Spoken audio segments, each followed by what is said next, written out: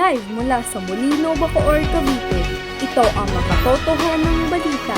Magandang araw Pilipinas at magandang araw mga kababayan. Ako ang inyong lingkod. Batid ko ipaalam sa inyo ang mukhang hinaharap ng ating bansa. Ako si Trisha Nicole Gabriel, taga-paglingkod ng bayan. At ito ang makatotohanang balita. Ang Pilipinas ngayon ay nasaksihan ang mga kabataan na naghahangad maghanap buhay ng abroad. Ayon sa pakana ng isang health insurance provider ay at least 52% ng mga kabataan na nagnanais magtrabaho sa ibang bansa, habang ang 40% ng mga estudyante ay higit na gustong manatili upang magtrabaho rito sa bansang Pilipinas. Ang on-news report ng Bacoor National High School Villa Maria Annex ay nagkaroon ng interes upang malaman ang totoong rason kung bakit gusto ng mga mamamayang Pilipino na magtrabaho sa ibang bansa. Habang nasa proseso kami ng pag-i-interview, ay marami sa kanila ang may halos na magkapareho na sagot. Iisang dahilan kung bakit naghahangad ang mga bata na magtrabaho sa ibang bansa. Dito kasi sa bansa natin, ang sahod dito medyo mababa, tapos ang taas ng standard. Yun lang yung napapansin ko.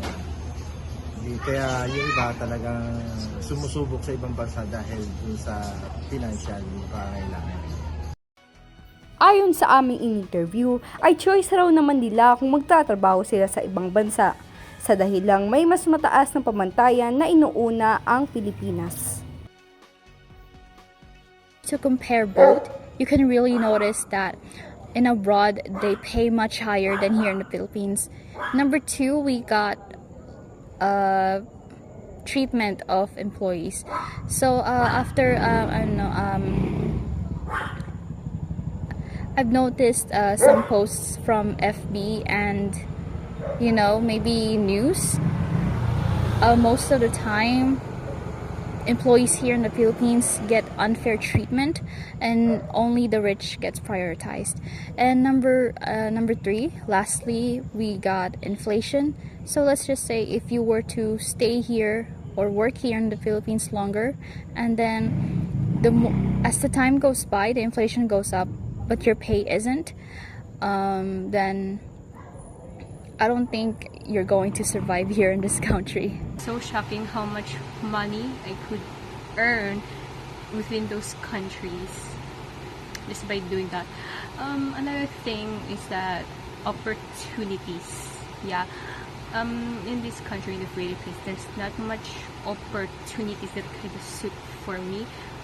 I've been wanting to go as for linguistics or someone in an art student, but for the Philippines they mostly focus around like medical fields, office workers, and kind of within just hard laboring jobs like construction workers and stuff. There's not much opportunities I could get here as an artist that would definitely suit me with my motivation as well and to enjoy working as.